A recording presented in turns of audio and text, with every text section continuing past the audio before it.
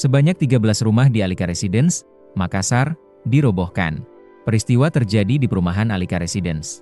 Pembongkaran diduga dipicu sengketa antara pengembang dan pemilik lahan. Tahap pertama dilakukan Sabtu 11 April dengan merobohkan 6 unit. Tahap kedua berlangsung Rabu 22 April dengan 7 unit tambahan. Warga mengaku tidak mendapat pemberitahuan sebelum pembongkaran. Sebagian rumah bahkan telah dibayar lunas oleh pemiliknya. Sementara lainnya masih dalam proses cicilan. Hunian tersebut juga disebut belum memiliki fasilitas lengkap, termasuk belum tersedianya air dan sertifikat kepemilikan.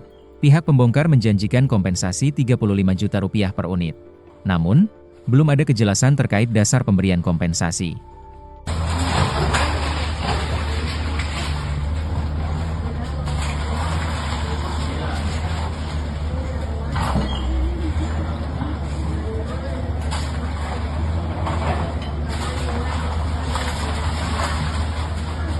Ya, kita harus semangat bersama teman-teman.